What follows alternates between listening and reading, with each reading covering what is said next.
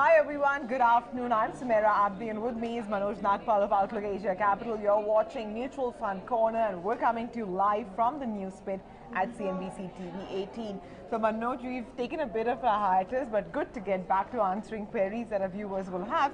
But before I get to their questions, I wanted to know about this Bharat 22 ETF. Now, pretty much everyone you speak to, their opinion is divided on how it's going to stack up. The track record isn't so great. They're missing stocks like Reliance, HUL, HDFC Twins. There's no clear theme. On the plus side, there is a discount to retail investors and so on. What would you advise? Yeah, so Bharat 22 ETF is, this is a follow-on offer. The first offer came somewhere in August, September, October at that point of time. So this is primarily, we need to understand it's a divestment program of the government. They have selected a bunch of stocks based on what they have. So it's not a, stock portfolio that has been created based on their future performance. However, it's based on the disinvestment needs of the government. Last time when they did it, the bids were around 32,000 crores. So that's the largest ever bid program in the mutual fund industry ever. They obviously allocated 14,500 crores. And the Bharat 22 ETF, as the name suggests, only puts money into the 22 stocks that are there. The other thing that one has to remember here is that out of these 22 stocks also, the top 5 stocks in this, which is ITSC, Axis Bank, SBI, and one more, L&T. So all this put together, top 4-5 stocks is almost 50 to 60% of the portfolio. So you need to understand this is a very concentrated portfolio. It's not a though on the face of it there are 22 stocks, but if the top 5 stocks comprise almost 50 to 60% of the portfolio, you need to understand you are buying a very concentrated and focused portfolio. So if you believe in this top 4-5 stocks and you want to ride that bet on these 4-5 stocks, then it is a good bet. Over the long term, we always advise that an active mutual fund will still outperform this kind of a passive structure that is there, and especially with this high concentration. So we would advise people to look at active mutual funds on a multi-cap side rather than going in for a Bharat 22 ETF. So as you rightly said, the point is here there is a 2.5% discount. The last time around they gave a 3% discount. This time there is a 2.5% discount. But we believe that the discount should not be a driver in this decision at all, because 2.5% movement is a movement that can happen over a period of a week or so. But, so basically that's what people say, that, you might as well buy that basket of stocks individually rather than opt for this, right? If given the high concentration to particular stocks. Yeah, so, one can actively go and buy these stocks in this regime, but it's a simpler way. Whatever is said and done, buying an ETF. And this time we also need to remember is that the Bharat 22 ETF is also giving a FOF on top of it. So if you remember, in this current budget in February, there was a minor tweak that was done into the taxation of fund of funds. So in this budget it was announced that if a fund of fund invests into a ETF, then it gets treated as an equity oriented mutual fund. So this time the Bharat 22 ETF is that you can buy an ETF on this NFO, or you can buy the FOF also. There is just a fund of fund on top of it. So what happens is that even if you don't have a demat account, you can buy it. So the ease of buying is definitely great here rather than buying the individual stocks. All right, some questions have started coming in. Vishal Sagar writes into us. He wants to know, is it a good time to invest in a technology fund for a 3-year period? He's looking to do it via the SIP, or is the good run there over? So, timing, whether the market or individual spaces, remains always tricky. But, technology has been a space that has been, it's back in favor, how. So one, is a tech fund itself a good idea? And two, is a sectoral fund a good idea? I mean, given that this entire year will be a year of consolidation more than any sort of great moves either way, what should the call be? Yeah, so coming specifically to the first question, is technology bull run over? We don't believe so. We believe that the tech stocks are in for a good time even in the next 2 to 3 years. Now coming to the specific question that whether one should buy a sectoral fund or not, we always advise investors do not do sectoral funds. At best you can do thematic funds which identify various themes across the country, and but ideally stay away from sectoral funds. The risk is high, you taking a call on the sector and then actively getting in and getting out. as people say, the stock market or mutual funds, one of the investors the other day told me, ki mutual funds is like that Abhimanyu's Chakravyu. We get in, but we don't know how to get out. All right. So you need to remember, if you're a smart investor, you can get in, get out at the right time, then a sectoral fund may be a good bet, but then you would not be doing a mutual fund if that is the case. Yeah, and I see, Vishal, from your the picture on your account, you have Virat Kohli there. So, well, guess what? Stick with the leaders. Yeah. They'll always do well. Okay, Alok Arya writes into us, says mid-term and balanced funds. Okay, I don't know, mid-term, I'm assuming they're Mid-caps, yeah. Mid-cap fund. Is that what you mean, Alok? Maybe you can write into us again. They're not performing, even the ones like HDFC, L&T, etc. So what is your... Okay, I don't understand the question, or if there is a question, or it's just a comment, but that is a fact, and it's a factor of the market itself that the funds are just about doing as the headline index would, or as their benchmark peer would. So if you really analyze what's happening in the last, the markets were at around, if you go to November 6, 2017, the markets were around 10,500, 10,600.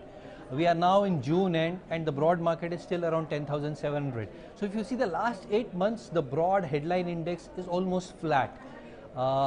The real story has happened is that the mid-cap funds have corrected. So there is a correction of almost 20% in mid-cap funds. So if you are having a portfolio of large and mid-cap funds, or even stocks directly, ideally your portfolio would have corrected between 5 to 10% in this last 8-month period. So clearly the markets are in a consolidation range. People are watching when earnings will come back. And you need to know that earnings are coming back. The pace of the coming back of earnings is not as much as was expected, but clearly there is an upturn. So we always, as we have been saying for the last 3 to 6 months, mid-caps still look a little shaky at this point of time. If you want to take an exposure, use multi-cap funds and large-cap funds. Mid-caps can see further correction at this point of time also. Okay, up next we have a query coming in from Vivek Desai, who says that with the increasing sizes of many of the funds, why is expense ratios not coming down? And I want to add something to this, which is that we've seen a lot of these robo-advisory companies, getting started. There's a lot of interest in that space as well. So for people like Vivek, is that a good idea to try and keep their costs low? Yeah, so number one is that, in India, the mutual funds run an aggregated cost model, which means that, you get a single NAV and all the costs are built into it, and your NAV is actually your performance. Globally, in most of the developed markets like US also, mutual funds run on a disaggregated expense structure, which means that there are various expense heads and the NAV is not your performance. So that is the key difference. So in fact, we believe that the Indian model is very simple, and the costs across various markets, if you have to aggregate all the costs in US also, it works out to almost same. So the US funds are almost 10x the size of the Indian mutual fund industry. In spite of that, the costs are almost the same. And most of the large funds are currently, have an expense ratio of around 1.5 to 1.75. That's not too much of an expense ratio that you should be worried about.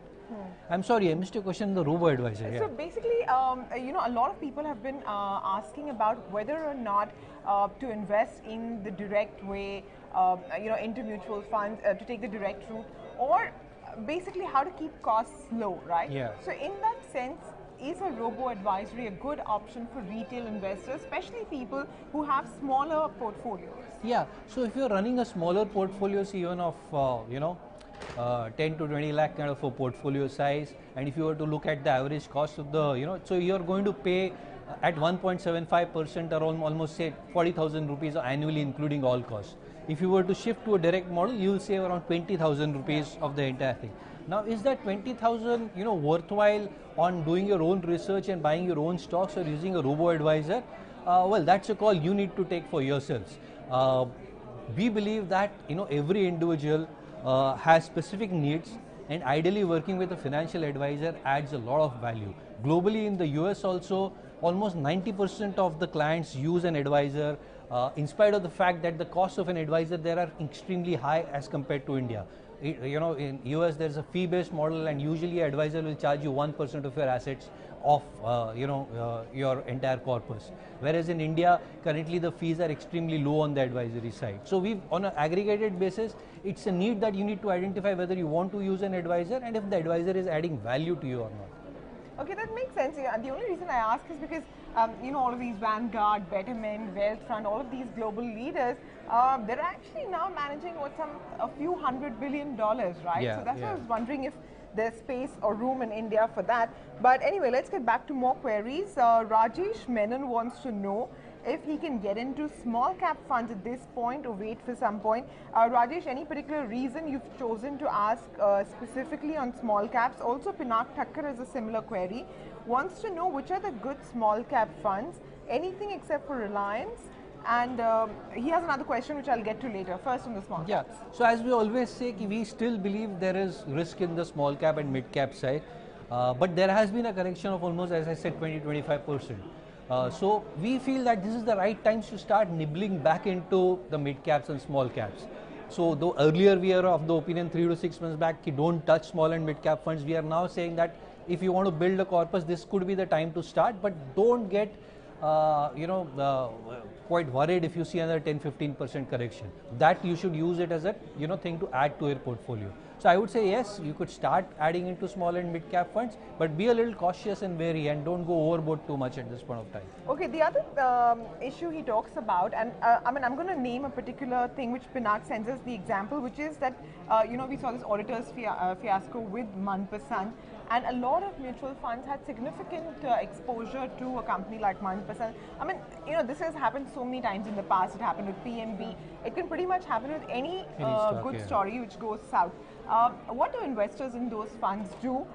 Is it time for them to panic, to press the exit button, or is there hope that the fund advisor will in due time correct Yeah, that so issue? looking at particular stocks, there has always been the case, of such stocks. So at some point of time, the Indigo stock fell significantly, and there were some funds which had exposure. The Manpasand story is there, but you need to realize that fund manager is taking a call into a stock on a portfolio of companies. So he is choosing companies based on, and some of those companies will go, not really do well. So in a portfolio, the whole idea of creation of a portfolio is that some do well and some don't do well. You need to really identify whether fund manager is taking undue risk with your money. And in the Manpasand scenario also, we really saw that none of the funds had an overtly large exposure to Manpasand. Though there were talks of the Motilal, fund house having a large exposure. But if you compare it to the NAV, it was just around 2.5% exposure. And some ICICI funds had also exposure to Manpasand. Again, it was a very limited kind of an exposure. So we don't see that investors should get unduly disturbed about that. You should keep analyzing whether the fund manager is taking undue risk with your money or not. And if that happens, then you should be worried. Yeah, and I think this really kick-started with Amtech Auto. Or Amtech is there Auto. Another precedent? There have been earlier also cases of that, and but as I said, if you really go to see the history, none of the funds really collapsed because of that, except the debt funds, of Taurus Mutual Fund. All right, Manoj, thanks very much for joining in. And guys, I hope you have your queries answered and keep writing into us for lots more queries. We'll see you again on Tuesday at 1 p.m. For now, bye-bye.